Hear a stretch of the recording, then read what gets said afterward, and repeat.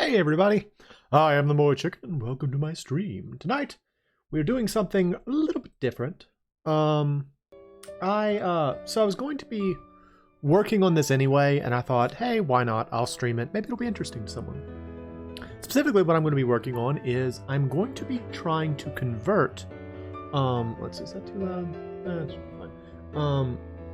I'm going to be trying to convert some 8-bit sprites into 3D models for printing later on, like 3D printing later on. And I thought maybe, you know, that might be an interesting thing for some people to see. It might be interesting to see the process that I use, at least, to make a 3D model from scratch. So I was going to walk you through the whole process from sort of converting the sprite from a 3D image to like a simple 2D image, and then like from different angles, and then actually 3D model it. So I might get more than one done tonight. I think I should at least get one done because I chose some pretty simple stuff. So let's go ahead and get started. Let's see, switch to my desktop capture. Also, I'm playing some music in the background, so hopefully you can hear that. If you cannot hear it, let me know and I will turn it up. If it is overpowering my voice, let me know that too, and I will turn it down. So you can see my background. This is the sprite set we're going to be using. You can see it looks like a lot. It's actually just this row here in a lot of different colors. This is from a wonderful NES game that I plan to do on my channel in the future, so I won't talk too much about it, but suffice it to say, I love all of the all the enemy sprites in this game. They're very creative, but they're also really, really simple, and I like that. So, looking at these, let's see, from top to bottom, who do I want to try? I kind of like this little ghost guy right here. It looks like he's a ghost wearing a top hat. That's pretty funny. This, like, blob-looking dude is pretty funny, too. Who else do we have? Oh, I love the slug. Oh, I love the slug, you guys. Slug's really cool. This little turnip-looking dude's funny, too. Oh, I love the board spider. I might have to do the board spider. Okay, we're going to do the board spider. So, to start the process, I need to try and do an illustration of it so I can know what it would look like from different angles. So I will now switch my desktop from this screen to another one. And you will see my... There we go. Okay, so now you should be seeing my drawing space. This is my tablet that you should be looking at now. And of course, as we go through this, let me know if anything is not clear or anything like that, and I will try to fix it as it were. So let's see. So we got this little guy. What's nice about him is he's basically just a ball. That's very helpful. So we will start with a ball. So that's... So yeah, this is something that I've done a couple of times in the past when I wanted to make like a new 3D model. I would start by just kind of like sketching it out, and let's see, I'll start by drawing it as it actually appears. So one more time just to remind y'all, let's move him over here, zoom in. Let's see, where is he? Where's my little guy? Where's my little guy? There he is. Okay. So yeah, he's got like this bored look on his face. Got an eyeball. Kind of looks very disinterested. And has a little bit of Garfield look to him. Got segmented legs, 3 of them. Okay, so like that. Like that. There we go, and then, what was it, one in the back or 2 in the back? 1 in the back, okay. 1 goes back, and curls around like that. So that's the general look of this guy. So let's try to do a, let's try and do a couple of orthographic images. So what do you look like from the front? I'm gonna guess the eyeball is the eyeball in the middle or is it at the top? Okay, so the eyeball is actually higher up on the head. So the eyeball's up here.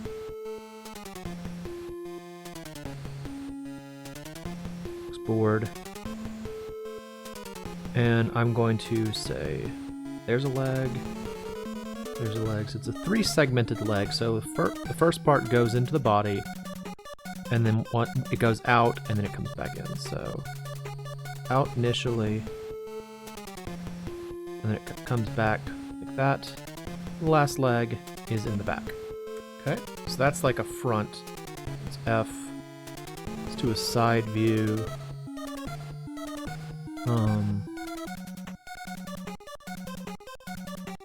Goes up, comes down. There's that. We can't really see the eye because it's covered up here. And I mean, all of this is it's not necessary, but I feel like having multiple views when you're trying to convert something that's like in 2D space to 3D space, it's just nice to be able to see it from different angles because it allows you to better understand things that or just better consider things that you might not see. Because there are a lot of things in sprite work in particular that are sort of like less defined. They can get away with some things. Like, here's an example. So that we've got this like cat monster right here. Let's see if I can zoom in a little bit more. Oh, that's as far as I can go. What are her feet? You know? She just kind of looks like you can see she's got arms, and she's got a face, she looks like she's wearing a hood.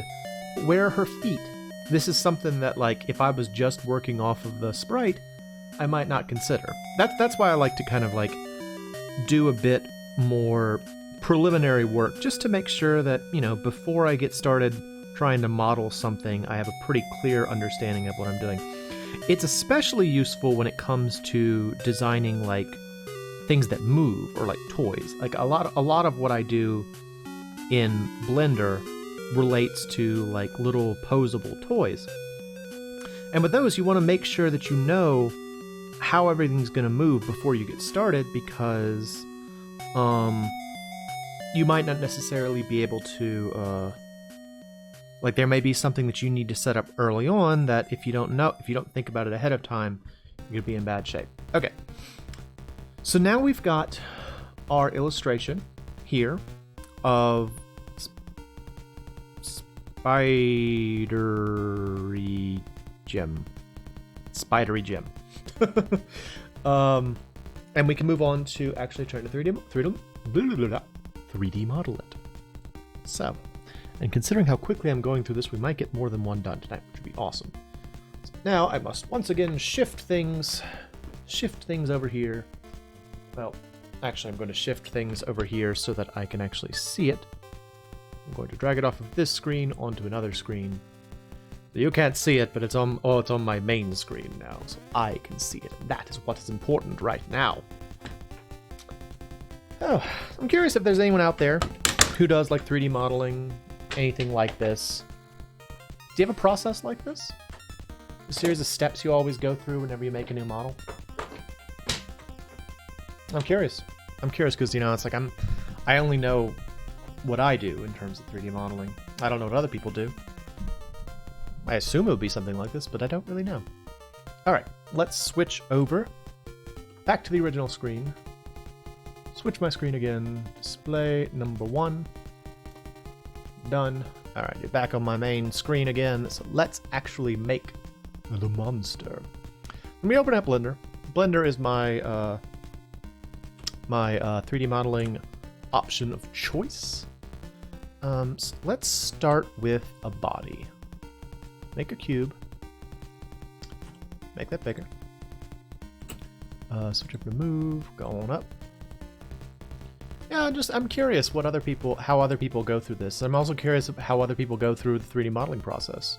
Like, I got into 3D modeling when I started doing the work that I currently do, like not like online stuff, but rather when I started working at the job I work at, because the job I work at has a 3D printer. Moreover, they encourage people to use the 3D printer because they want a return on that investment.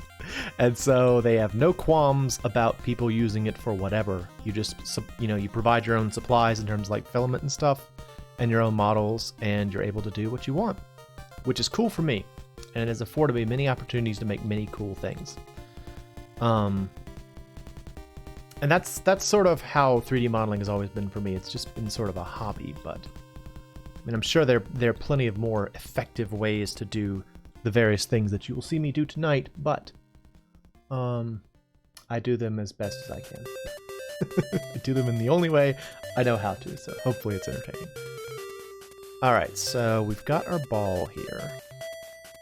Let's see. Shrink that down a little bit. Where's my move? Alright, so now we need to give him that eyeball. And it's right in the... It's at the middle of the top, so... What if we do this? Now, something I just never really knew much about for a long time is the benefits of, as you're making things, trying to keep to one mesh if you can. Like modifying vertices and making things with as few like Boolean modifiers as possible. And the reason for that is it's not as important if you're not printing it, but if you're printing the model, it is very, very beneficial to try to keep it to one model if you can. And the reason for that is that when you start adding a lot of different things together and like create really weird geometry, it confuses the printer down the line. Like the 3D printer gets all messed up as it's trying to print your object, and you wind up with non-manifold geometry. And I'll show y'all how to check for that a little while later. But non-manifold geometry sucks because it confuses the printer and it prevents you from printing out whatever you spent hours and hours making. That's not fun. That is definitely not fun. There have been a lot of really nice models that I made. Well, I mean, I think they're nice. Nice models that I was proud of. That in the end I couldn't print out because I just couldn't get them to be manifold. It just wouldn't work. It's because I used to use a lot of Boolean modifiers. Now I try to use them only sparingly when I make things, but yeah, if you got too many of them, it just confuses the printer, messes up the geometry, and that sucks. That ain't fun. All right, so we're trying to make his big ol' eyelid right now. I gotta make him look bored. Gotta get that big Garfield eyelid. Now I should mention, as I'm going through this, if anyone watching this, either here in the chat or in the comments later on, has any questions about how I did anything, let me know, and I'll try to answer how best I can. I'm not an expert at Blender by any means, but I have been using it for a few years, so there's a couple of things I know how to do. So just let me know. I'll help out where I can. Let's see. Let's move these back out a little bit here. Okay. We want a big, wide, board-looking eyeball. That's what we're looking for here. Up a little bit there.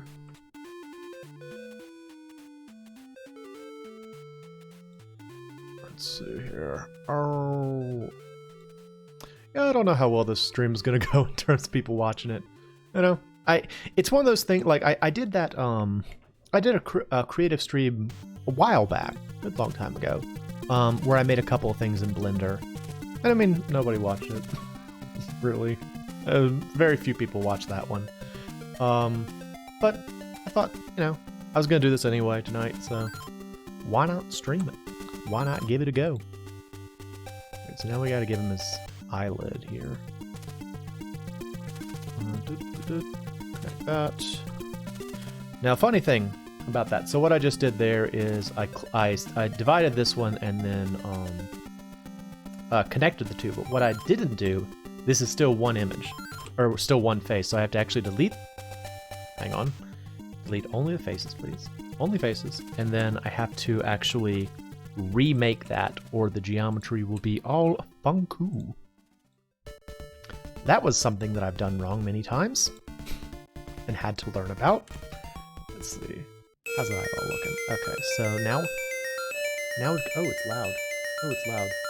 loud for me. I don't know if it's loud for y'all. I'm just gonna skip that one. That one's loud. Oh wait, is this it? Yeah! This is the main what do you call it? World map theme from the beginning of Crystallis for the NES. Good friend of mine first introduced me to this game. Like, I had never played it before, and I totally fell in love with this initial theme. It's just so much fun. It's so like upbeat and enjoyable. Alright, there we go. Alright, so now we got like this bored looking eyeball dude here. That's it. Now we need to sure bump this back a little bit. Make him more of an orb. I kind of think I want to make his body bigger a little bit. Let's see. Alright. Make the body a little bit bigger. And little body a little bit bigger. Yeah, Crystallis. Like, it's one of those games that I knew about only because I remember in I used to have a subscription to Nintendo Power when I was a child, and in their 100th issue, which, like, I first started subscribing at like issue 97 or something, so I was like right there in time for the 100th episode. So I didn't really know most of the things they were referencing in the 100th episode, but I do remember that they had a section that was devoted. Actually, let me do this. A section that was like devoted to, what would you call it? Like secrets in games, and in like that was like a normal feature in the magazine, and in this 100th episode they had a special feature where they like got their 100 best codes throughout the history of the magazine. Let me put that thought on hold real quick and teach you all about something that has helped me out tremendously. So, one thing that I wind up doing a lot when I'm making models is I want the left side and the right side to be the same. You know, I want to be able to adjust something so that the thing turns out symmetrical. In the past, I used to highlight things on either side like this and then just use the shrink and grow tool. The problem is that doesn't always, like, I don't really want them to like look like a bow tie, and that's what's happening right there. So to get around this, one easy thing you can do is you can use a modifier. So I'm already using the subdivision surface modifier, which creates a rounded object based on the geometry of like a blockier object. Another one that's very beneficial though is the mirror object. Now the mirror object will mirror whatever you've got based on what axis you tell it. So an easy way to use the mirror is you switch the wireframe, so deselect everything, select all the vertices on just one side, and delete them. So now my little guy is just a half, right? But the origin, see, the origin's still in the same place because it mirrors based off of the origin. Then I go over here, go to mirror, and there we go. So now it will mirror my my changes to the other side. So if I want to, for example, make this side wider, which I do, I will do it on both sides. Isn't that helpful? That's just a little helpful thing. It took me a while to learn how to use that, so I figure I'll tell people as soon as possible. A friend of mine taught, like, my friend who taught me how to use Blender in the first place, told me about this like day 2, and I just forgot about it for the longest time. Like, he taught me how to use it right up front, but I just forgot. I just forgot how to do it. Anyway, okay, so next, let's see. So let me check my little picture again. So here's the picture again. So we've got the ball body, got the eyeball. It looks bored, as is important. So now we need to move the eyeball up higher, though, I think. So let's see. I think the easiest way to do that actually just be to do this. Just rotate it back a little bit. Yeah, there we go. Now he's kind of like looking down at us too. He's like scoffing at us as we try to build him. So let's start with the legs. So the legs are positioned kind of coming out the top, it looks like. So let's do this. Shrink that down. Switch over here. Now sometimes you might want to turn it off the subdivision surface just so you can see your points easier. Because they can get lost along the way. You can just turn it on and off over here. It's just a little helpful thing. Sometimes you lose track of what you're working on that way. But right now it's playing the NES Godzilla game music. That's a cool song. Or that's a cool game.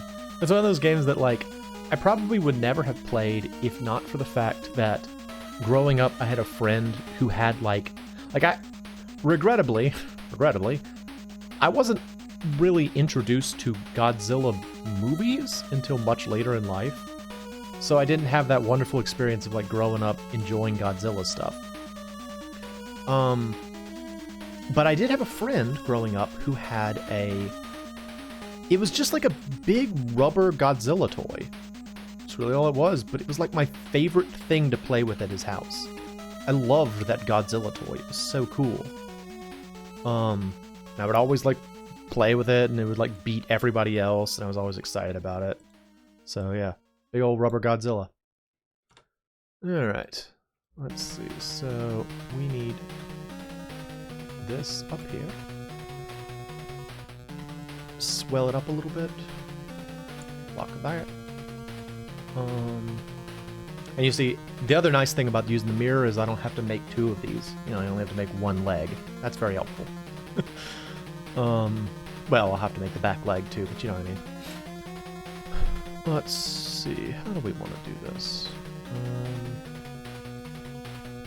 I want to put you forward, and we're gonna kind of we're gonna tuck the rest of it underneath here. And I'm gonna make the leg come out from right here. So 3. Pull it back a little bit. There we go. So it kind of looks like segmented like that. Yeah, there we go. It's definitely one of those things that's helpful to know if you're trying to make like a segmented leg. Actually, if you're trying to make any sort of body shape, and you want to make a joint look more like solid, I guess you could say, just add like a little bit of extra geometry like this, and you can make you can kind of allow things to overlap. Really helps out if you're trying to make something look more segmented at the joint. See how nice that looks. Yeah.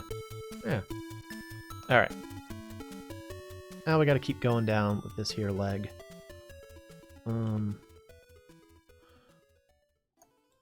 Lock of that. Rotate a little bit. Oh, sweet. Bugs Bunny's birthday blowout music. That was a game that I really enjoyed. That's another one that I probably would never have played except that a friend of mine had it. And the only reason for it is I don't know, I feel like I wouldn't have picked it up, you know? Like, I feel like I was very conservative when it came to the games that I tried to get for the NES. You know, because I didn't have money. I had very little resources, so, like, if I was going to get a game, I want to make sure it was a good one. And so, you know, Bugs Bunny's Birthday Blowout, I liked Looney Tunes growing up, but, you know, I was going to get, like, Mario or Zelda or Mega Man. Especially Mega Man. Oh, yeah. But I do like this game now. That's another one I'll probably wind up playing on my channel eventually. Either on my channel or I'll stream it. One of those two. It's a weird kind of game if you've never played it. It's like a platformer based around Bugs Bunny. Which, you know, may not seem too strange right off, but, like, you know, like, in terms of conflict, like, you try and think about, like, normal enemies for Bugs Bunny. You know, I mean, you could think of like bosses like Elmer Fudd or Daffy Duck or something like that. You know, you could think of boss monsters for Bugs Bunny. But who would be like a regular enemy? And that's where you start to get into the weirdness of that game, is that like it's full of just like stuff. Like there are angry containers of soap that shoot out bubbles that Bugs has to avoid. You know, it's like, what? When was this ever an issue for Bugs Bunny? When was Bugs Bunny ever concerned about dangerous cleaning products? I don't know. When was it? Who knows? I don't know. But apparently it was, because they put it in a game. And then there's also like animated hammers, which, I mean, I guess I could get, like giant mallets. But what's funny is that you use a mallet to fight them, so you're fighting mallets with mallets. It's very strange. Very weird game, but fun. I liked it. Alright, what else we got? Let me swell this up a little bit. I think maybe I might need to make the legs a little thicker. Another thing you have to think about when you're doing 3D modeling, especially for like printing purposes, is you gotta try and think about feature size. You know, like eventually it's gonna be printed out of something, and even if you have, you know, really good supports and stuff like that, you want to make sure that what you're making will actually match the size. And I intend to make these kind of small, really. Like if I 3D print these guys, they're probably going to be like little toys. And so I don't want to make them too like finely detailed or thin. All right, so let's see how this is looking. Yeah, there we go. There's our little dude. I have not saved. Let me save. Let's see. Save as desktop.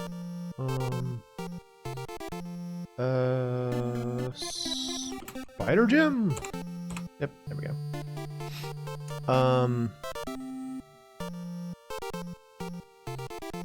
What else? What else? All right, so now we got to give him his rear leg. So now at this point, since I'm finished with doing things that I need to be like symmetrical, I'm gonna go ahead and apply my mirror like that.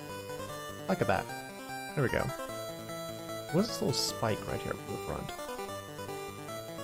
Pull this back a bit.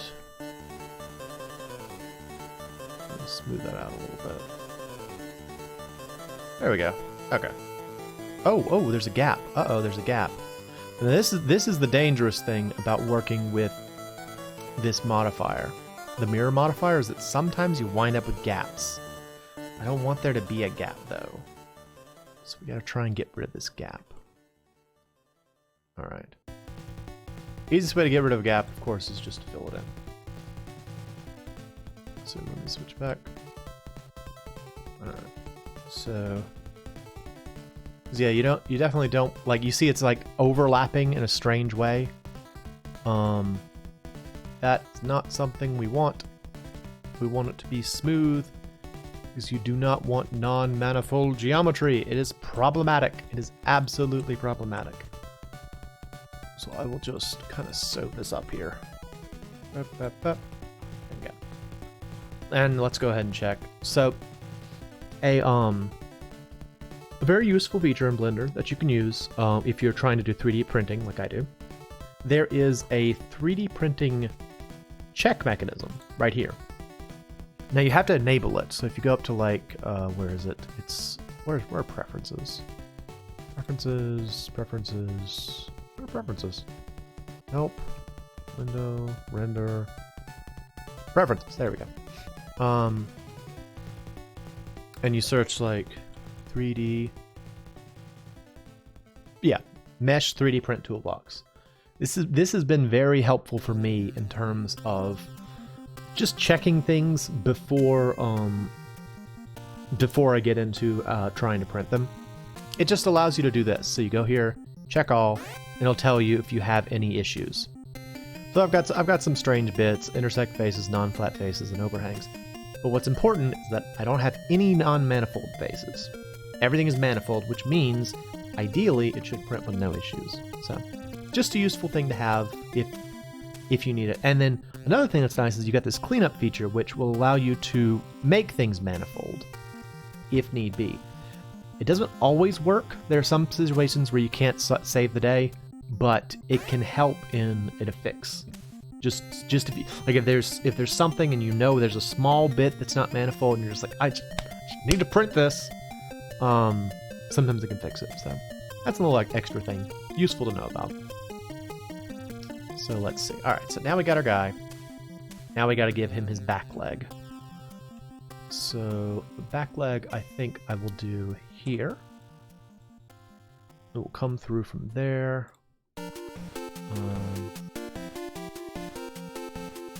Ooh.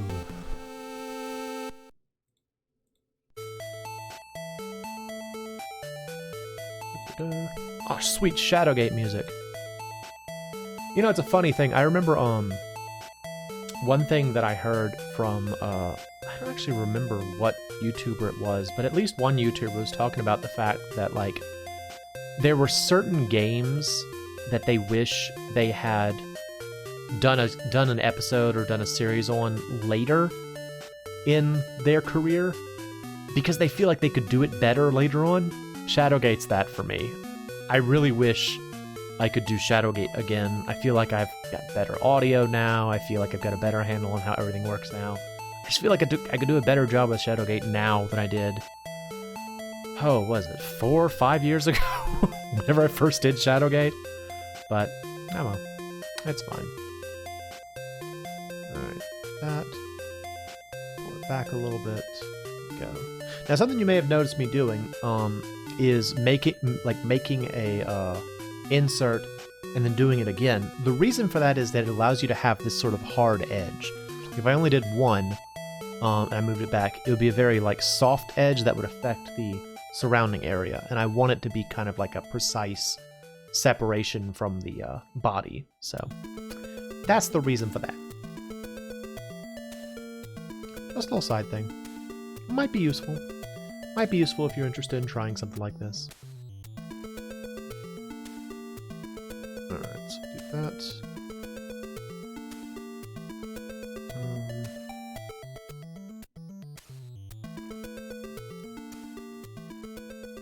Well, this is the game over music from Legacy of the Wizard, which is an awesome game.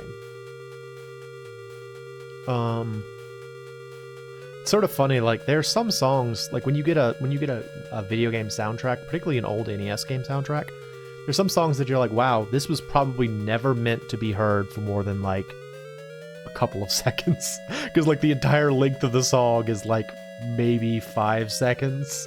You're like, oh, okay, this is very much incidental music. Like the song we're listening to right now. Very much incidental music, not intended for long-term listening. But you know, a lot of those soundtracks will have, you know, the same length for everything just to kind of make it, you know, I guess get you your full money's worth. I don't know. I don't know how you describe that, but all right. So let's see. So now we got to make a segment. Now make a segment. Pull it back a little bit. I'm trying to think of other games that I wish I could redo. Because I feel like I could do better now. You know, I would say Bubsy, but I actually like I've gone back and rewatched my own Bubsy series.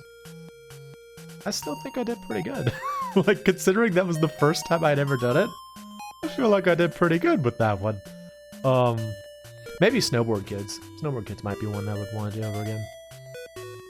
I mean, Snowboard Kids 2. I might eventually do Snowboard Kids 1. I'm less familiar with Snowboard Kids 1, I'd say. Like, I feel like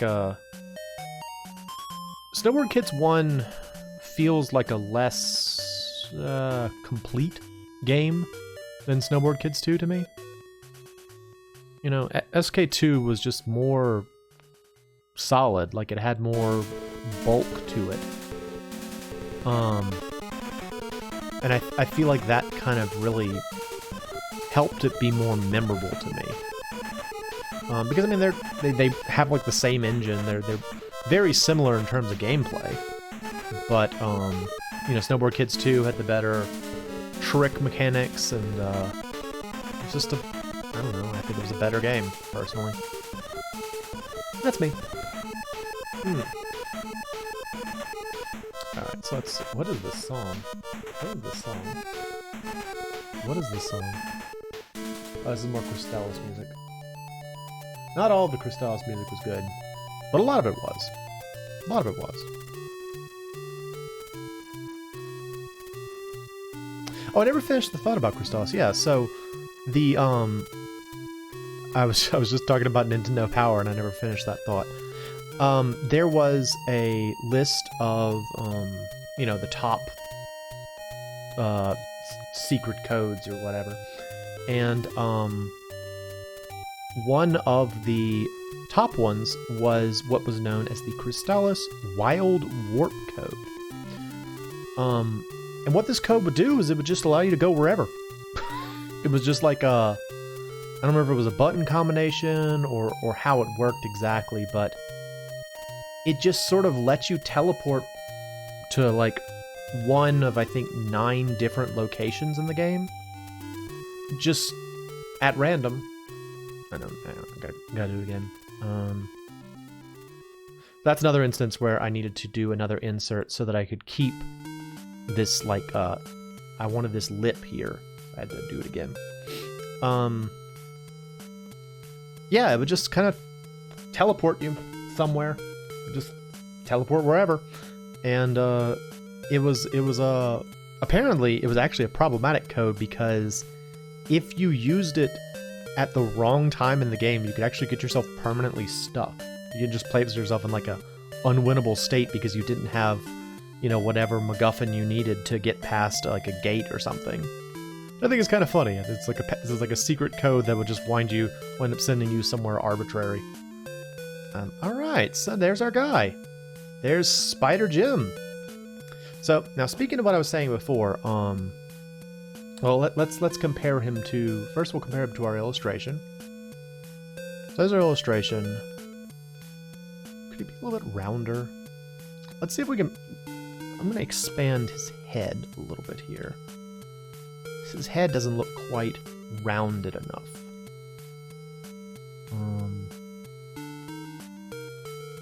Let's see. So raise that up a little bit. How's that look? Better. Gonna pooch out his lower section here. Pooch. Make him kind of chunky. Big old chunky Spider Jim. Alright. Move this down a little bit here. Give him a little bit of a butt. Give him a little bit of a butt. It's useful to have. There we go. Alright, and now I think maybe I will make the legs thicker, because again, feature size on this is going to be kind of small. So I want to make sure these legs don't break off. Let's see.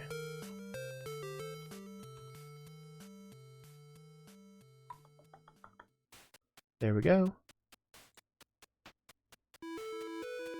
Bulk it up a little bit here. Okay. Get rid of all this. Deselect all of this. Deselect all of this. And then...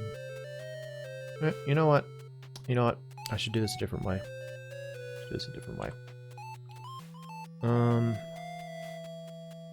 How should I do this? I should do this individually. Ooh. Alright. That could have caused a lot of problems down the line, so I think this will make more sense. Just make the individual segments larger on their own, rather than trying to do them at using the inflate or the grow shrink tool. I think we'll get better results if I do it this way. Because doing it the way I was gonna do it would make it so that the legs would probably wind up turning out very uneven, and that's not as much fun. We will just try to make these guys a little bit bulkier. A little bit bulkier.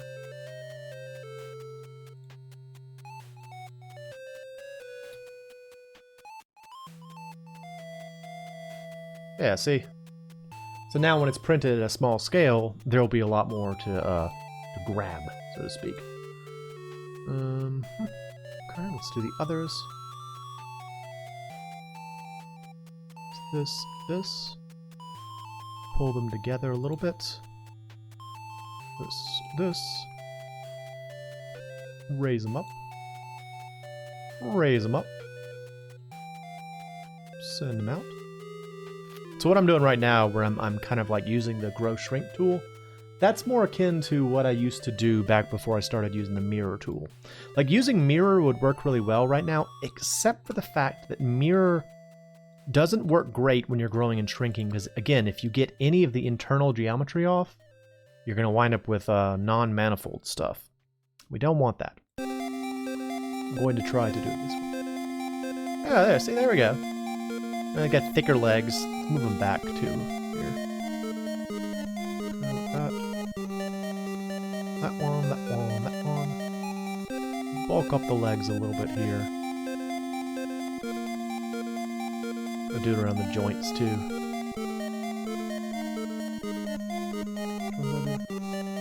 Okay.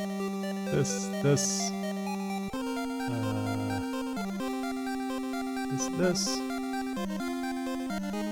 Bulk it up.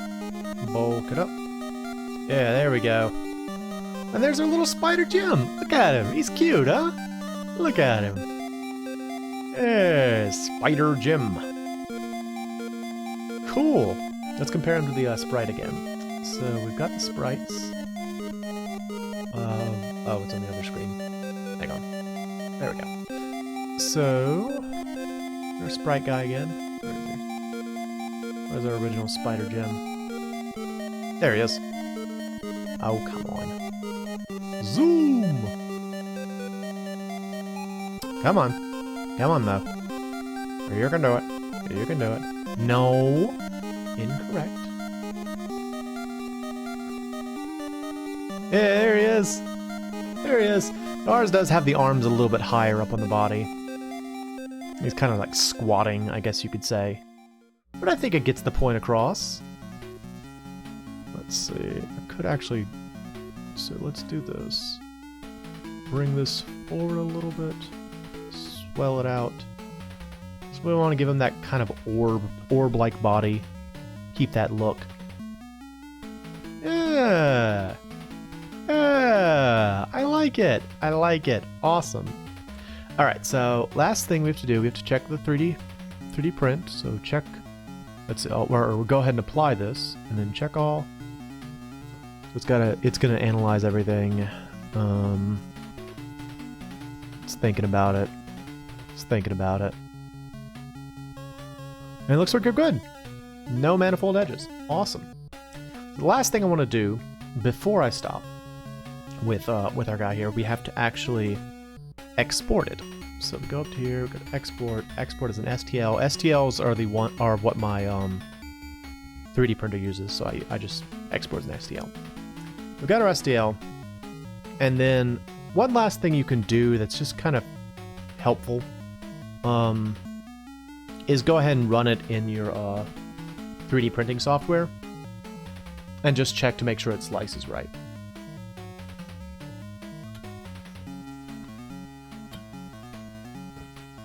Open it up, Cura. Cura's the one I use. Actually, this is an older version of Cura than I currently use, but you know.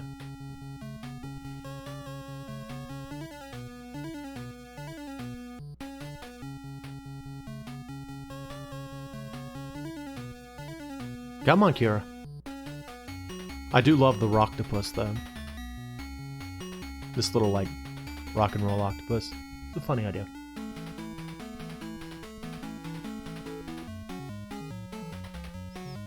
Oh, it's thinking. good? Okay. So let's see. Open file.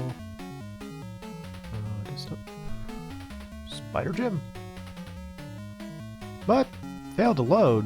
Why did it fail to load? Failed to load. What's the problem here? Oh wait, I did it wrong. I did it wrong. I did it wrong. Oops. No? Alright, well that's not gonna work. Suffice to say, it's a good idea to do that before you try and 3D print it. Just to make sure that it will come out right before you get started. But yeah, we got our guy here. We got our spot. Okay. Exit. Are things not gonna work? Are things not gonna be helpful? 3D viewer? Are you gonna work? Alright, well we got a B. So there's that. I don't know why we have a B. But we do have a B. If you wanted to see a B, there it is. Huh. What's the deal here? Whatever. The point is, we got it finished, and it looks great. Right? Looks great. Look how cool it is. Look how cool it is. Yes. Alright, so let's do another one. Alright, so let's minimize this. Who do we want to do next? Alright, let's see. Zoom in again. I kind of want to do the ghost in the top hat. Are these legs or is this an arm? See, like when I first saw it, I thought that this was like, it's like a ghost, and it's like this is its hand, and it's holding on to like a purse or something. But it could also very easily be that this is a leg, like the hip, and it's got a foot attached. I don't know. What do you think? What do y'all think out there? Is that a leg or a hand? I kind of like it more as a hand.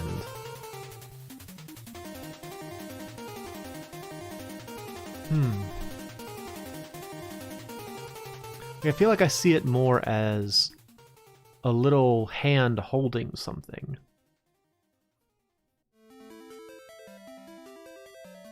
So, just to be able to explain how this sprite sheet works, each of the monster sprites only has 4 things. You have 2 for walking, 1 for climbing, and 1 for death. So the death can actually inform a lot of things. Looking at the death, it looks as though maybe this might be an open mouth and these are the 2 feet, kind of like he's like leaning backwards.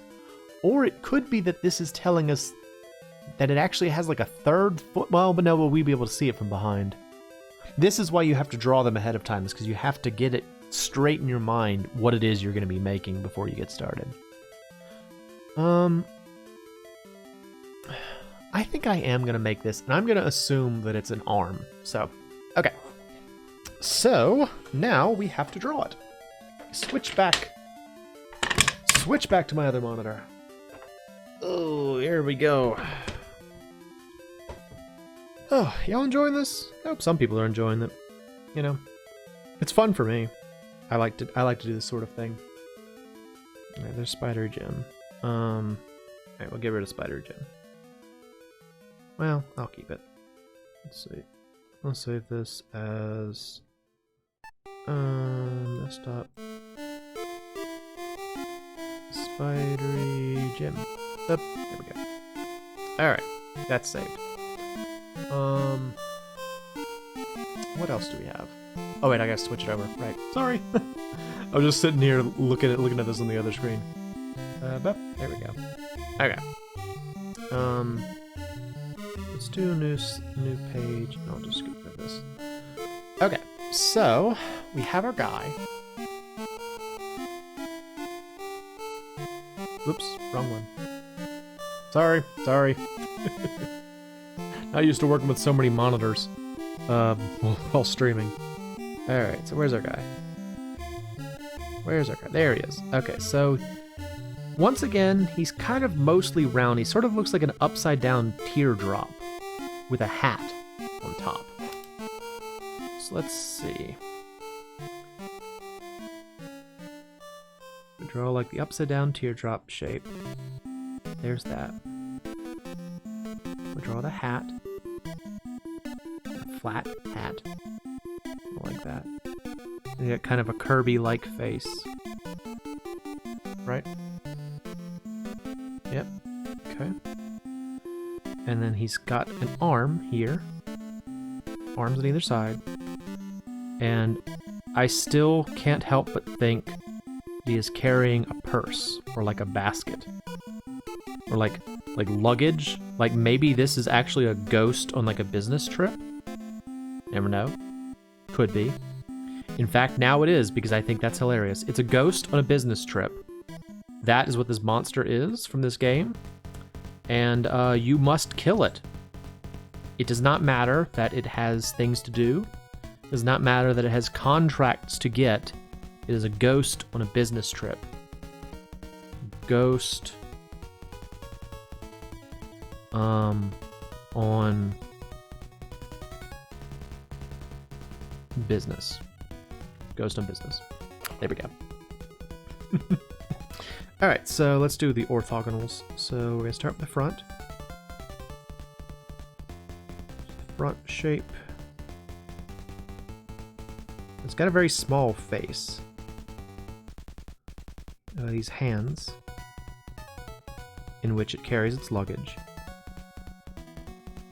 Briefcase. All the people back at home, all the people back at the company, they're waiting for it to get back with contracts. It's a big day for this guy. This is actually like, you know, he's been at the business for about 5 years now. He just made manager, and this is like a big deal. He's off to another world, you know, to try to find the future of the company. You know, he's very excited. It's a huge opportunity for him because he gets those contracts. Might get a raise. You know, might be allowed to take on a bit more responsibility at the company. I don't know. And so that's why he's so eager. You know, he's got 2 suitcases and briefcases because he thinks he might actually, in the future, like he wants to make sure he looks good. So he's got like lots of ties. He's got like a tie hanging out of here. A couple of ties hanging out of there because he was so excited to get going. He just pushed everything in there and made sure that it would be ready to go before he left. Presumably his ghost wife, their ghost children. They've got a daughter. Got 2 daughters. He's a family man. And they're like, Daddy, bring us back something from your ghost business trip. Bring us back spooky candies. And he's like, all right, I love you, my family. And then the hero comes along and kills him before he can get those contracts. But the good news is he's a ghost. It's not that big of a deal. You can just try it again, you know, the next day. It'll be fine. All right. So I talked through that, but we got our ghost on business trip ready. So,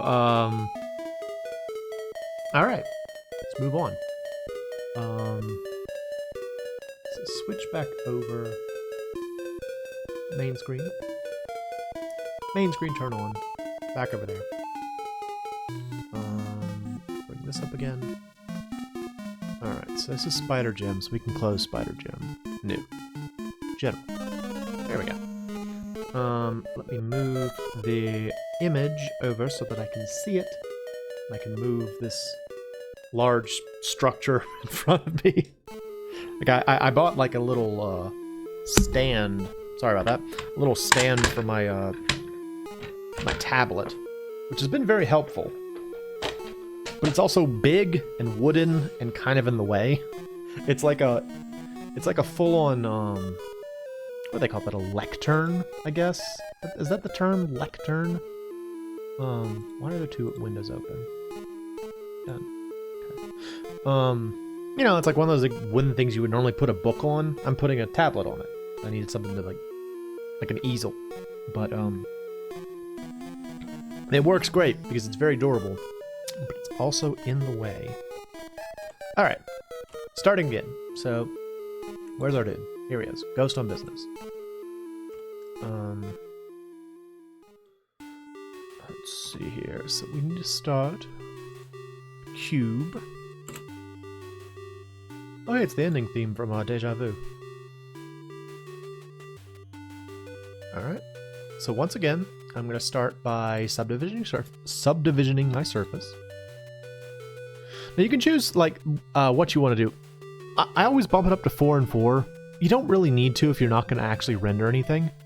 Like the viewport is the only one that's like this. What we're looking at here is the viewport. If I were to render it, that's when the render would come in handy. But I don't know. Just keep them even. All right. So we need that teardrop shape. So we drag this down, that, shrink it, that, and then kind of puff it up maybe midway through.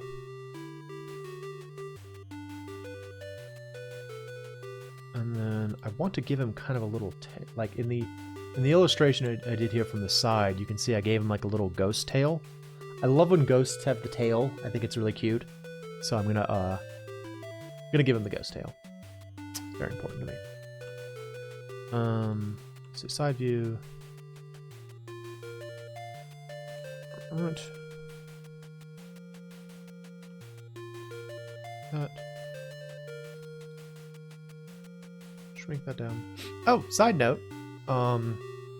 If you were here for the last stream, you saw that we were kind of stuck a little bit in Tales of Fantasia.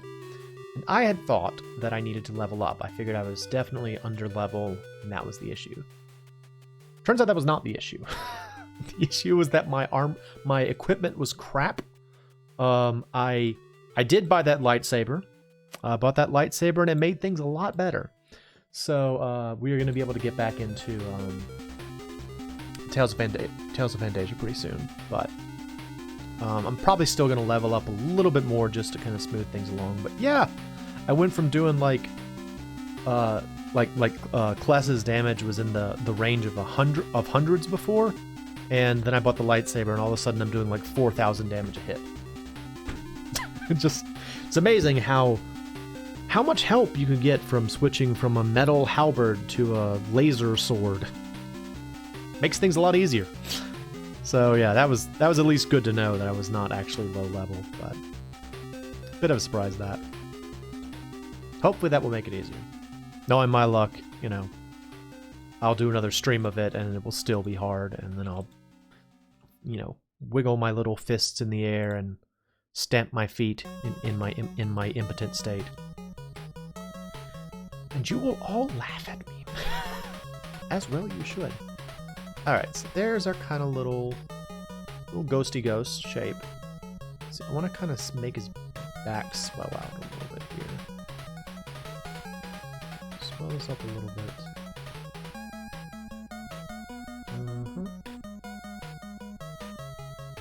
Add a little bit bigger. And then make this a little bit taller. Like that. Like that. And there we go.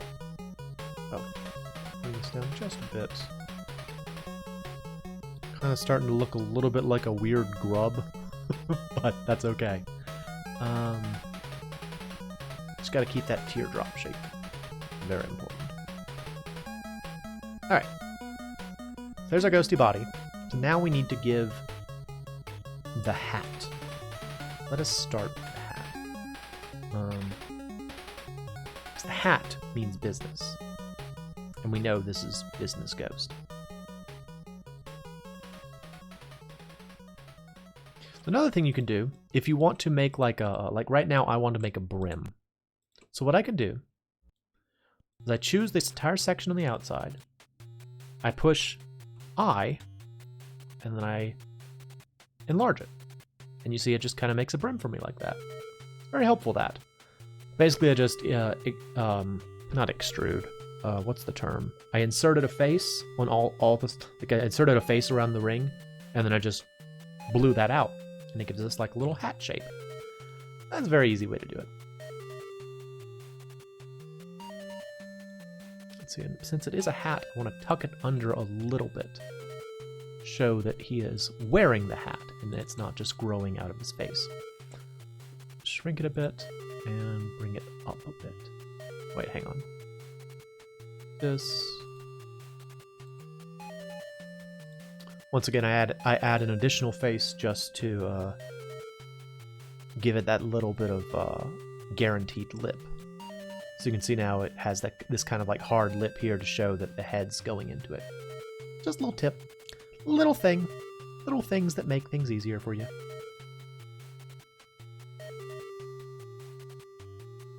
All right, and then we need it to be flat on top, correct? I think that was correct, right? Is our image here? Yes, a flat hat. Flat on top.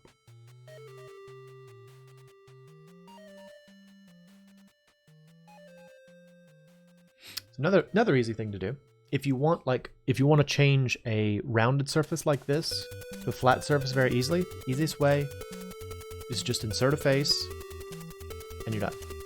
See? Flat. There we go. They're a little like business ghost with his cool flat cap. I want to increase the size of the bill a little bit. This is another one of those considerations for when you actually have to print it. That thin bill might cause problems down the road, so I'm going to actually make it a little bit thicker. Like that. There we go. Yeah, he's looking good already. Business ghost.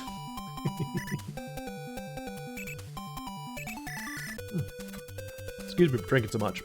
I'm talking a lot. Gotta drink water. Alright. So now we are going to do the thing again where we divide it in half and mirror. Now in order to do that, you have to have a midline. So I have to first give the business ghost a midline. Switch to my wireframe view. Set it down to my vertices and select one side. Like this. Delete it. It's gone. And we mirror. Okay. Let's see. So I guess the arm would be probably right around here. Right? Let's see. Yeah. I think so. Okay.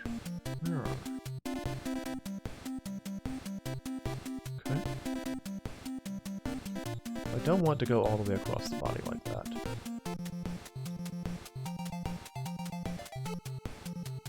Around there, maybe?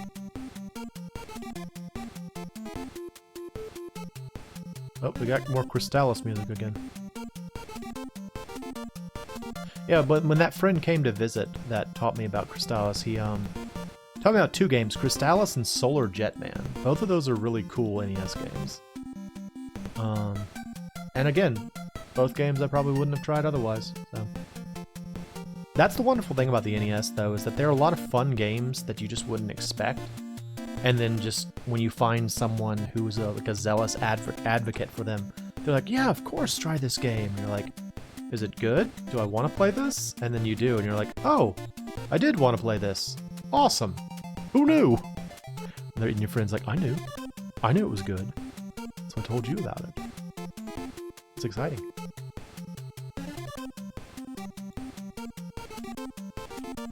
Alright, so we got some arms now.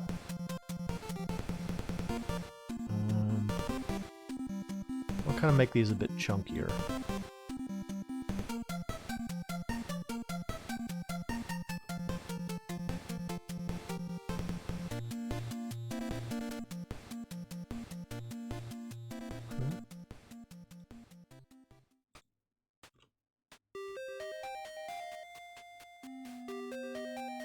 Alright, and the idea is that they are wrapped around the suitcase or the briefcase with all of the contracts. So we need to make them look like they are wrapped around something. see here. So we will pull this up, pull this over, and down. And there we go. It'll kind of look like it's hooking onto something now.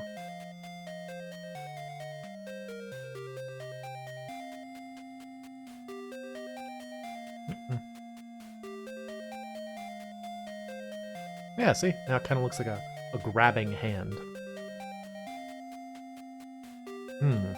This is a little strange, though. I'm going to do something about this. Smooth this out a bit, maybe.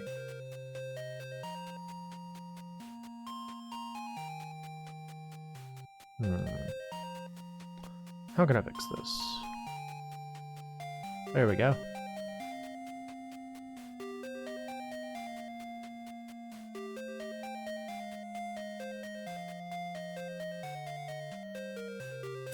Alright, what's next? Now... I feel like we're losing... I feel like he's getting a little too svelte on the bottom. I want him to be a little bit chunkier than that. So I'm going to give him a little chunk at the bottom. A little bit of chunk. I mean, he's a salaryman. You know, I mean, he was in great shape when he was younger, but you know, he's got a family, he's got kids, he's got the dad bod, the ghost dad bod. So just chunk him out a little bit. It's fine. It's fine. I was gonna bust his chops on this. The family man. Ghost. Family ghost man. You know how it is. It's fine. I'm gonna bust his chops on this. Alright. What's next? Pull this back a little bit here. Pull this back a little bit here.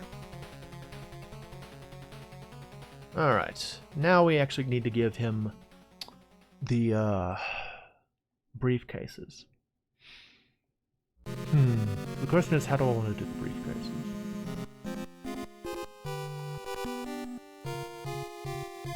I think what I will do is I will make the briefcase separately. First, I need to save this. As business, ghost. Forget. It'd be a shame to lose business ghost at this point. We've done a lot on this. It'd be a shame to lose it. So let's make the suitcases on their own and then attach them after them. I was talking earlier about booleans. Booleans are very, very useful if you are trying to add together simple shapes, because that's the point at which booleans still work and you keep your manifold geometry, is when things are still pretty simple. Once they get complicated, once you have a lot of like rounded shapes, that's when you start to run into problems. But I think our ghost here may be simple enough that we can get away with it. But first, let's go ahead and make this. So now that's a thing I actually didn't know about for a while. You can see up here there's this little thing that says individual on. What that refers to is the way that the insert faces work. So if you click I, you can switch between individual on and individual off. So if I have individual off and I do this, it will take the entire selected area and try to insert a face. If I have individual on, it will make individual inserted faces on everything that's highlighted. It's a good way to, if you want like the same thing mirrored twice, which is exactly what I want here, it works very well for that.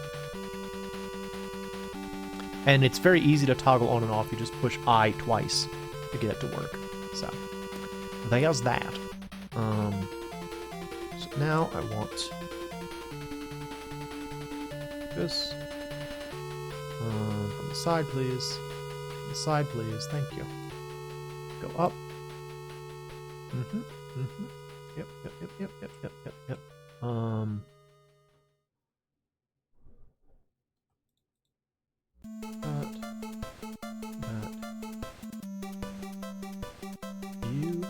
You, and you.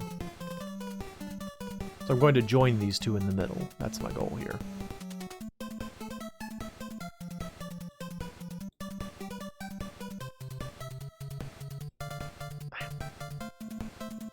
Okay, Lock of that.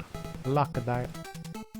I really do hope that somebody watching this that might be interested in this sort of stuff learns something from this, because, you know, again, I'm not an expert at this by any means, but I'm showing off a lot of the things that I've sort of learned over my experience making toys in Blender, pretty much. It's pretty much what I do. I just make toys. But it's fun. It's fun. It's always good to learn, you know. Although admittedly, I'm being a bit hypocritical.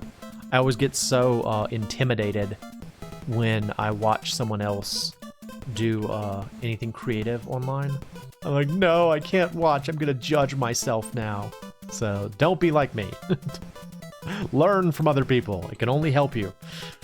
It can only be beneficial to gain knowledge from others. Do not be like me. Let's see. All right, that.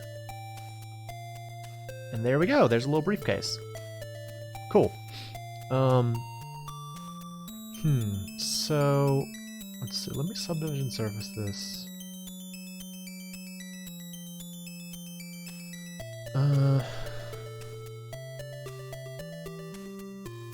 Let's see. Can I want to make it more flat than that?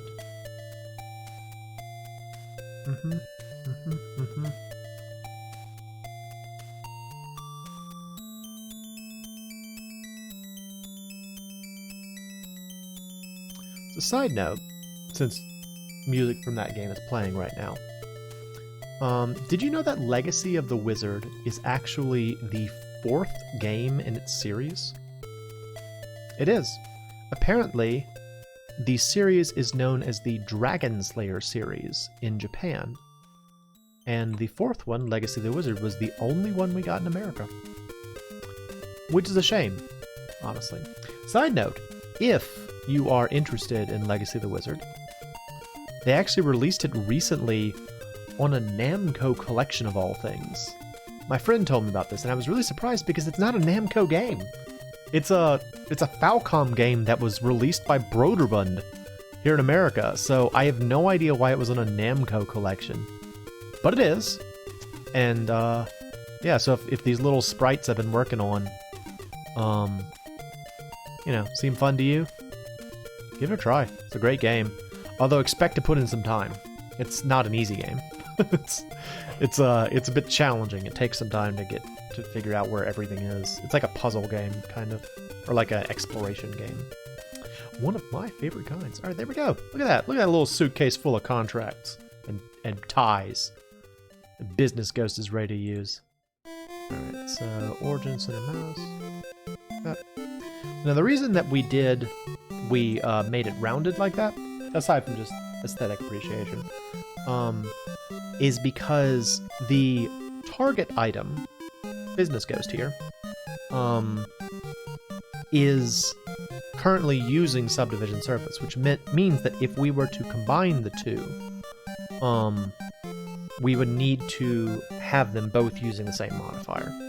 I'm going to try to do it with Boolean. We're going to try Boolean. May or may not work. We're going to try it. First, let's see. So you got 2 suitcases. That's 1. That's 2. All right. Business ghost. Looking good. Looking fresh. Looking fly. Looking ready. Do some business. Good business. He's excited. He's excited about his new career opportunities. It's true. All right. So, before you do any Boolean operations, always save. Maybe even make a second version. Because you never know how it's going to mess it up. Frankly, I've lost so much progress making models in the past because I applied a Boolean operator and I thought it was fine. I thought everything was fine, and it wasn't. It just wasn't. So, let's save first. Save. Okay. Actually, I'm going to make a secondary. We're going to do this. We're just going to business ghost, back. There we go. Never know. We got a business ghost backup. Okay. So let's apply the mirror. Apply the subdivision surface. Apply. apply. Now the reason you apply ahead of time is that it makes sure the shapes stay what they're supposed to be when they've actually been combined. All right, here we go. Boolean, union, cube 1. So the easiest way to tell if it actually worked is you can go into your wireframe mode and just watch and see if it actually changes color the right way. So, yes, there we go. Apply, delete the one that you just used, do it again. Boolean, union, 1, awesome. So it seems like the Business Ghost was a simple enough model that we didn't lose anything, but let's just go ahead and check. Let's check real quick. Check all. Is it good? Is it good? It's thinking about it. It's working. Hey, alright, so we don't have any problems. So if we did have problems, I would first try cleaning it up. That'd be my first step. If that didn't work, I would try to manually combine them using, by deleting a face, like by first joining the two objects and then deleting a face on each side and connecting them. That's the easiest way to, actually, you know what? I'll go ahead and show you how I would do that. So let's go back. Let's go back. Let's go back. Back. There we go. Okay. All right. Okay, so does everybody have their, yeah, okay, everybody's subdivision service. So I want to combine these two. So I click this, join them together, and then I say, okay, I'm going to, let's see, I will delete, hang on, go back, unjoin, okay, alright.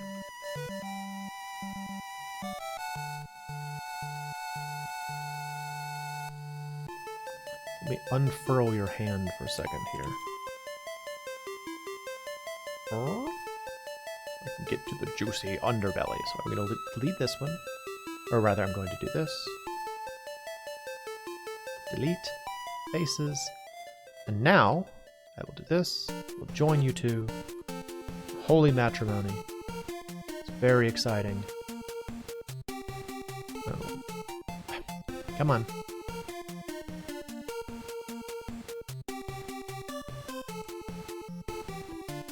Okay, so now we choose this, and where is it? This. And I just make them, I just connect the two sections, and it's like a smoother way of doing a Boolean, and it allows you to usually maintain your manifold geometry, so you don't wind up with difficult situations. And then you can just kind of move the object after the fact, so I can actually kind of like tuck the suitcase in. Unfortunately, we didn't have to do this since the Boolean did operate correctly, because it is a Boolean operator. But if it had not, this might have been necessary. But yeah, I'm not going to do this for the other side. I'm just going to use the Boolean operator. There we go. So now it's a little strange looking, but it's connected and it's not going to have problems down the road. Just a little tip. That can be really useful in a lot of situations where you have like really rounded objects. So there is that. Alright, I'm going to connect the other one normal style.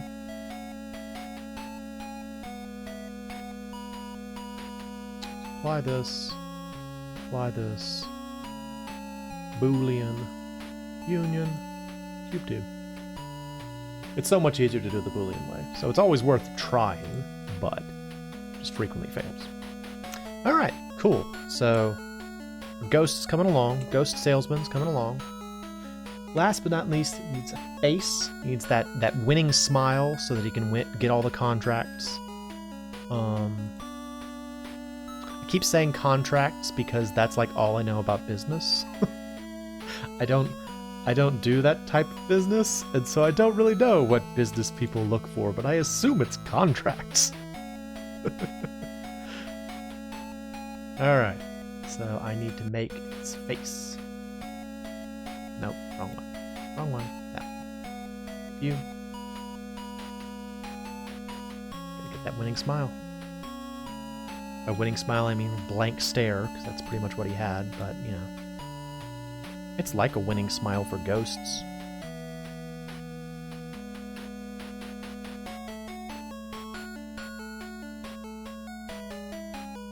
The way I'm going to do this one, I'm going to use Boolean again, and I'm going to kind of create a cookie cutter. Or like a stamp, I guess you might be able to say. So I'm going to make the shape that I want to subtract, and then I'm going to combine them using the Boolean operator. Anytime you use, as I said before, anytime you use Booleans, it's always a bit of a challenge, but this is a very easy way to make a face, if it can work. So do that, and then let's do mouth. Down.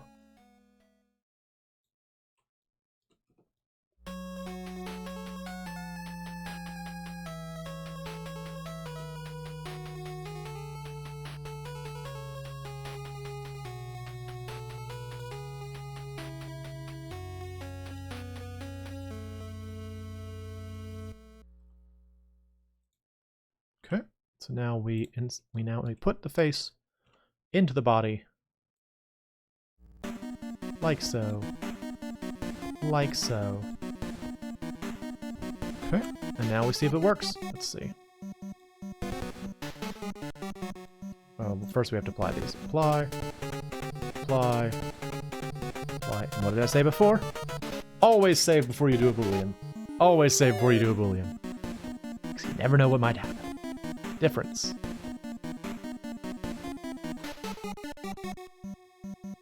Okay, so you can see it did make the dent. That's what we were going for. That's correct. So when I say that Booleans will mess up sometimes, what I mean is that sometimes you'll have situations where, like, you'll wind up with a situation where the program will get confused, and it will you'll tell it to do a difference, and it'll do a union, or it'll do or it'll do a what's the other one? Intersect. It'll get confused and do like the opposite of what you want it to do, and that's not helpful. Don't want that. It's not going to help us in our journey. Last one. Okay. And there we go! Check out our business ghost! Isn't he cool looking? Look at him, he's got his suitcases, he's ready to go to work. Yeah! Awesome. Let's check to make sure. Check all. Everything all right with business ghost. Are we good to go? It's thinking about it. It's thinking about it. And it's good. Good to go. Awesome. Let's see. So export it. STL. Selection only. Cool. And we're good. Oh, do we have enough time to do one more? Oh goodness, what is this music? It's crazy. What is this music? That's Clash of Demon Head music. That's another fun NES game that I would never have tried. Is there one that's simple?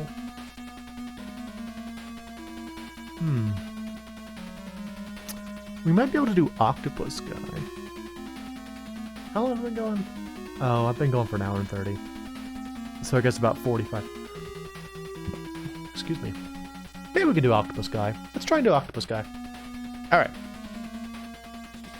So once again, we will switch over. Let me get all my stuff back in the row. We're used to this by now. We've done 3 of these sprite monsters already. Easy peasy, man. Good to go. Y'all know the process by now. At least my process. How I do it. Oh, put you back in place. Switch back over. Oop. There's our business ghost again. Alright. I'll make sure we save this file. Save. Alright, so spider guy looks pretty easy. He's just sort of, or octopus guy looks pretty easy. He's just basically just kind of like a round shape. Little like disinterested eyes. Let me bring him up again so y'all can see. Let's see, where is he? He's kind of got like a ball and like little disinterested eyes. There's like only about 4 tentacles, so.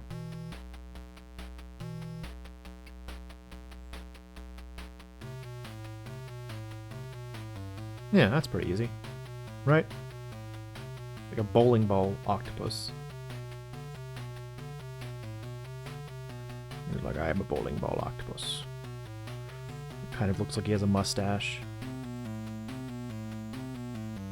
There's a monocle. Like a top hat. Not really, I just kind of got carried away.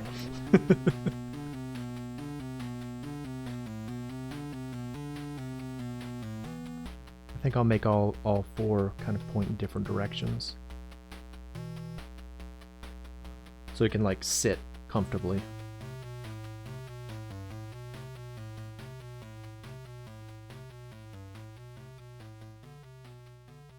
Yeah, like that.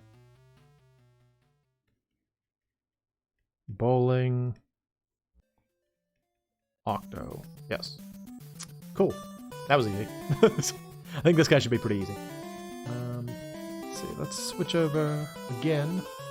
Lots of scene switching tonight. Taxing my abilities. But it's fine. Ooh. Again, hopefully this is useful for somebody. Hopefully someone's like, yeah, that's exactly what I needed to know. I'm so excited to watch MoeChicken stream and subscribe to him on YouTube. Surely that's what someone will say.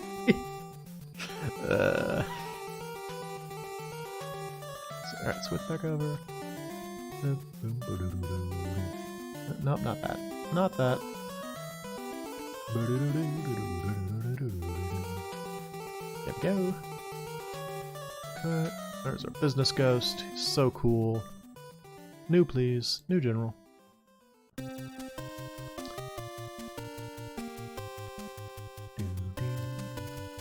Pick drop. Alright. Once again, we're going to start with a big old ball.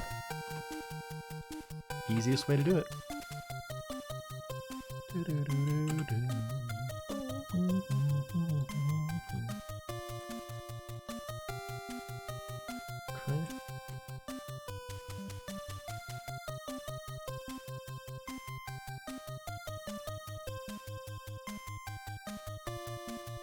Now I think for this one, I will actually use a well, do I want to?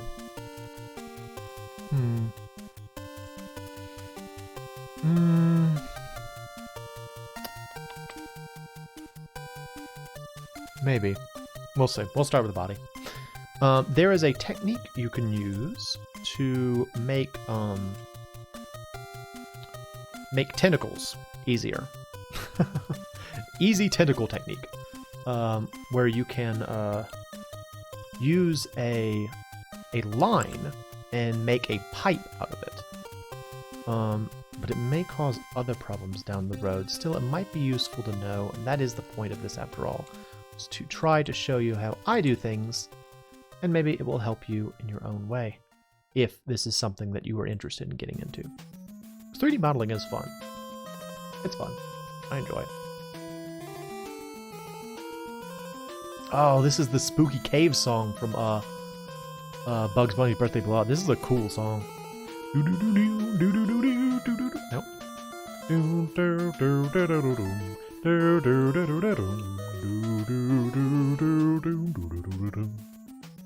It's a fun song. It sounds very much like a cartoon spooky song, you know?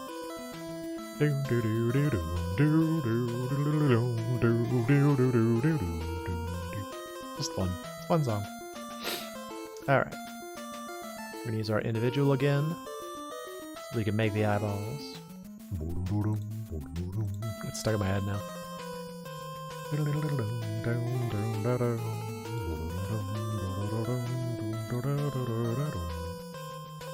pull those forward a little bit here. Gotta give them these flat, disinterested eyes. Alright.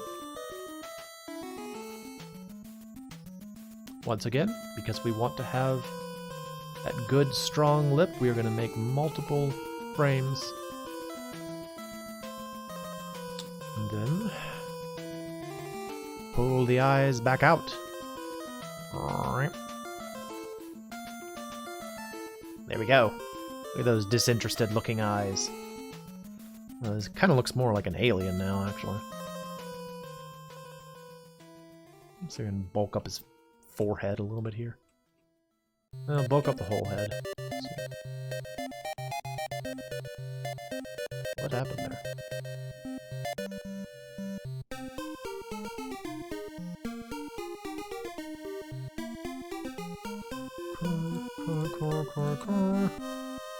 Yep. Ooh.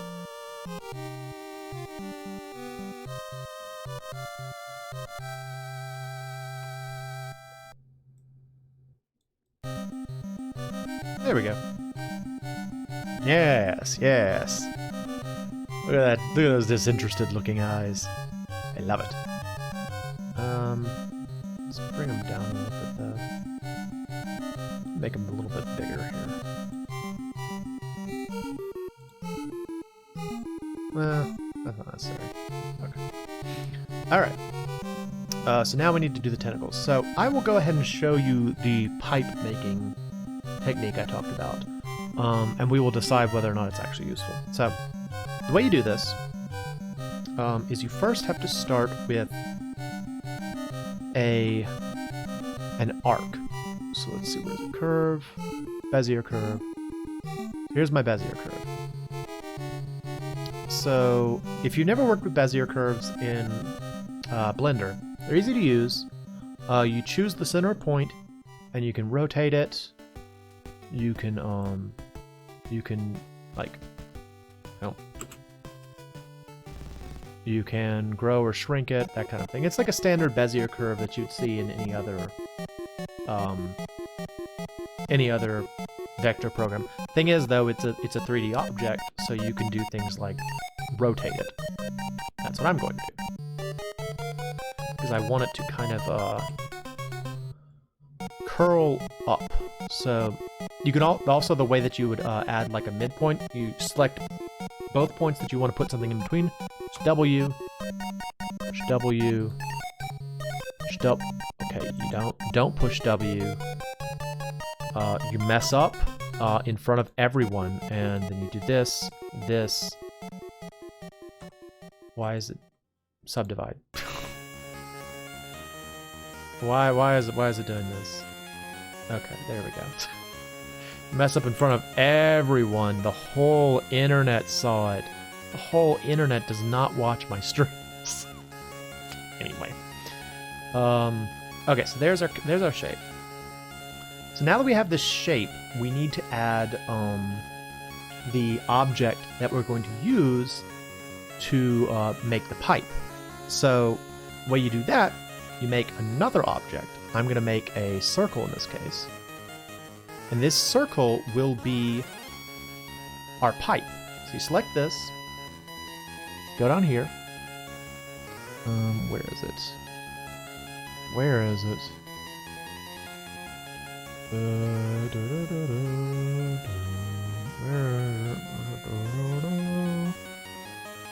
I always forget what this is supposed to be. Where is it? Geometry? Oh, here we go. Object. Bevel. Bezier circle. There you go. So now you can see we made a pipe out of that arc. And if you change the shape of the original, it changes along with it. Well, it's a very easy way if you just need to make like basic pipes on something. This is a simple way to do it. It's neat, right? So let's try to set up our octopus tentacle.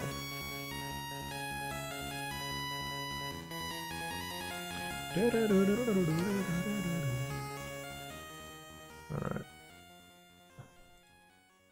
And you can see I can still affect it using all of the advantages you would get from an arc, which is why it's really useful if you're making a complicated pipe that you wouldn't want to have to deal with, like the you know, like the individual what do you call it?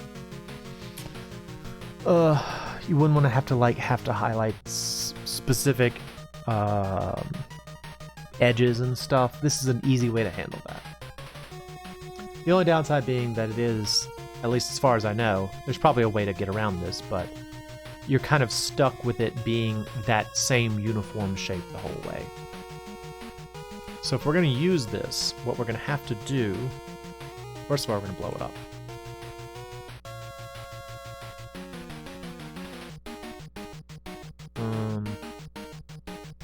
Gonna make it bigger. And we're going to first have to let's see. Hang on, let's look at our original guy. What does he look like? Look at our original guy. Zoop. Where is he? We'll just use the green one. Okay, yeah. So he's actually his tentacle actually kind of wraps around up toward his face. So we may actually have to have more some more points on this. Subdivide again.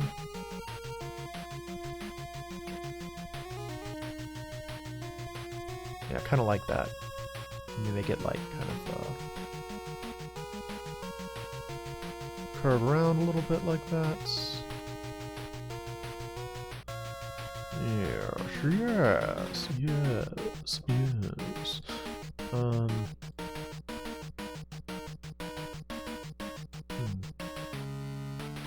Okay. So what I'll do now is save. Save it as Bowling Octo. Okay, Bowling Octo. So you can choose to either fill the caps or not fill the caps. I'm going to fill the caps. All it does, just fills in the last little bit.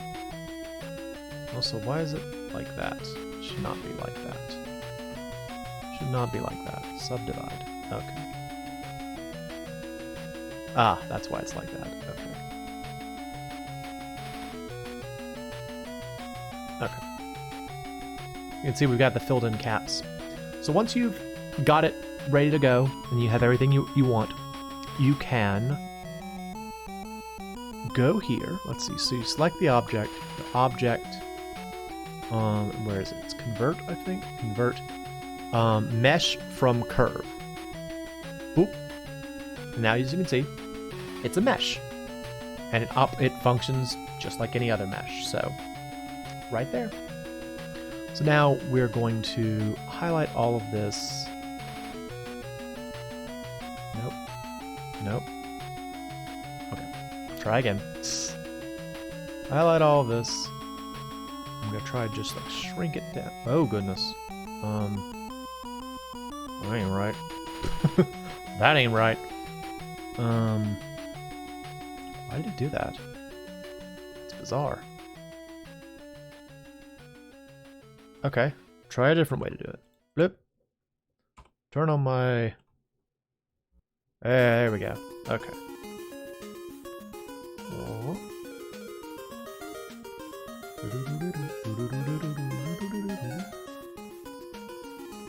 Actually, you know what? I'm gonna do this instead.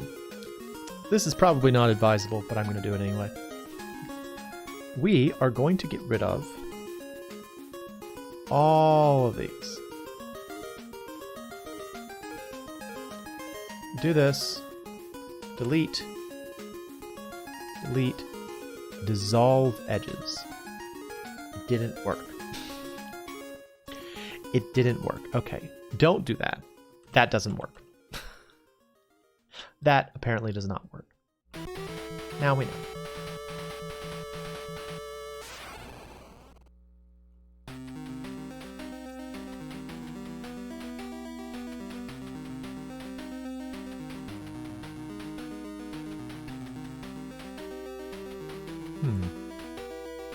I wonder why it's doing this. I wonder why it is doing this.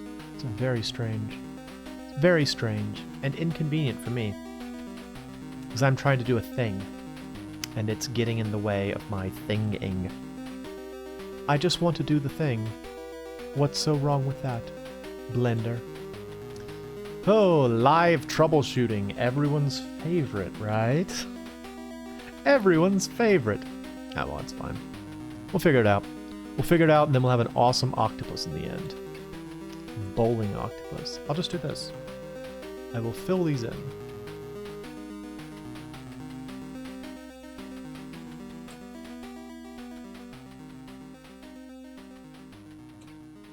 What I'm doing here, I'm going to do this, and then I'm just going to connect them. Boop. Like that. And then we'll have a completed face at the end. And won't that be lovely? So the only way I could have done this, if I decided I didn't want to use the pipe method, which usually admittedly works better than this. The only reason it's having problems is because I was trying to change the general shape of it. If you don't have to do that, go for the pipe method. It's way easier than trying to wrestle with like a series of cylinders or something like that. Yeah, the other way I would have done it would be to just basically make a rectangle and flex it, and then use a subdivision surface at the end. And that would work too. But I think this is more interesting. It's more interesting for you guys out there to have as many, tools in your tool belt as possible.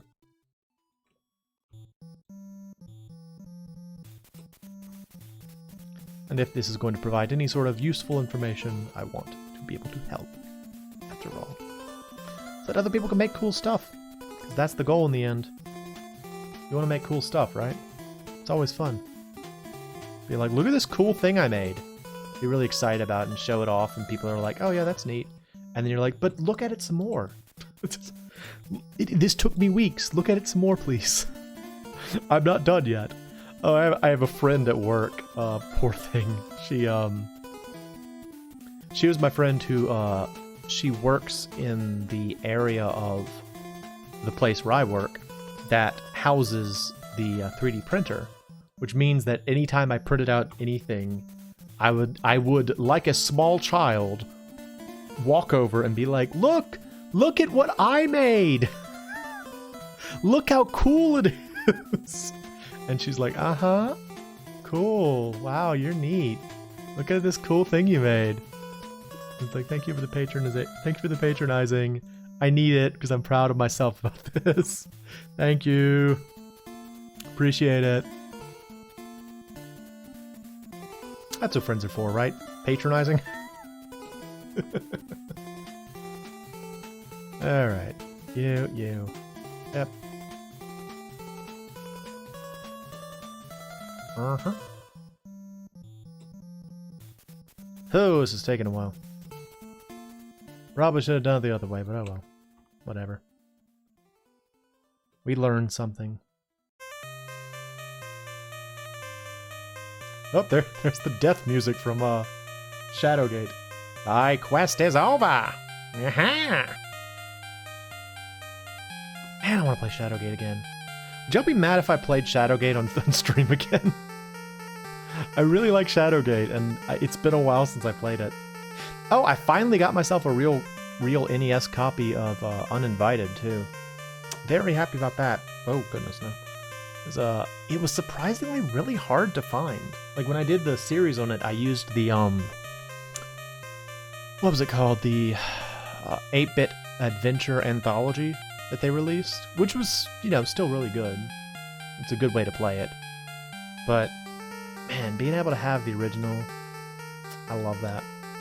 I like having the original of things. It's exciting to me. It churns my butter, as it were. Ooh-ha-ha. Oh yeah, if you didn't know, just because there is a massive mountain of keyboard shortcuts in Blender. The one I'm using to combine these is F, the F key.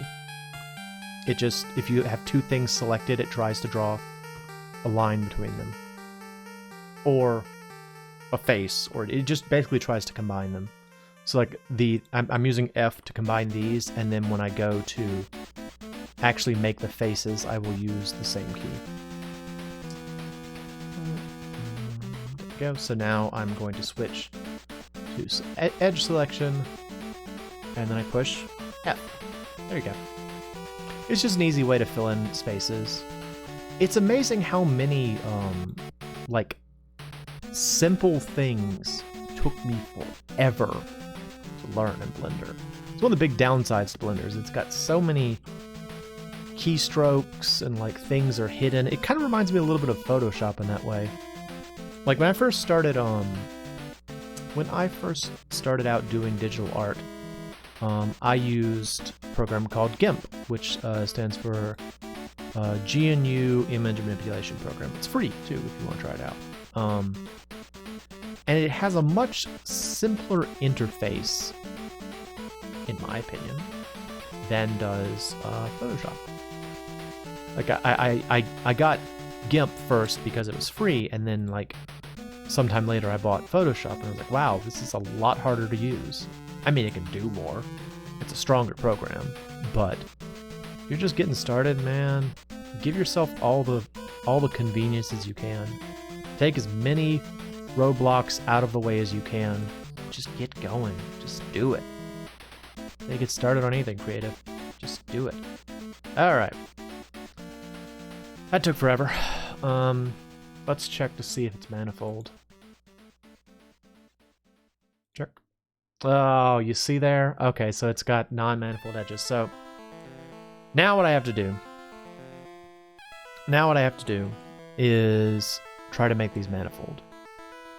We go to clean up, make it manifold. Check again. Okay. So it's good now. It's good now.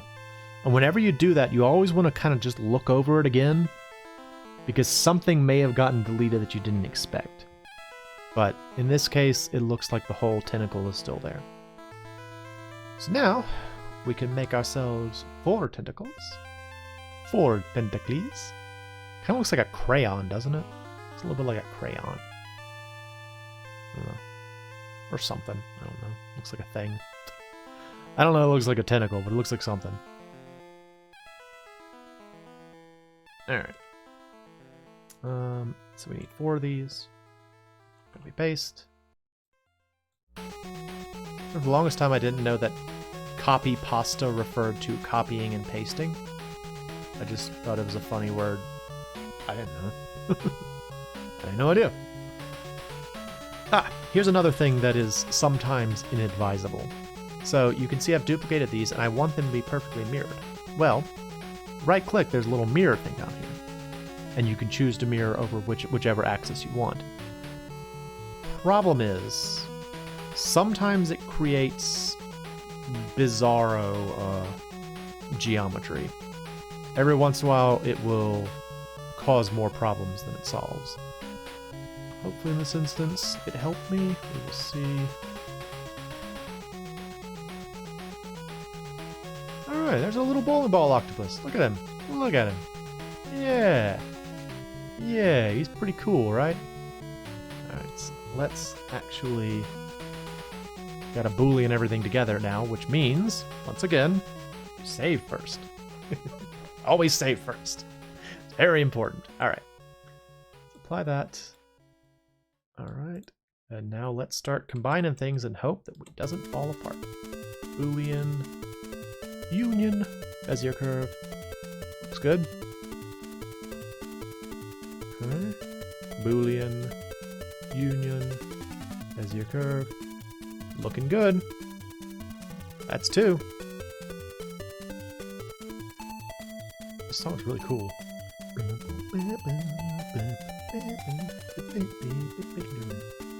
Alright, that's 3.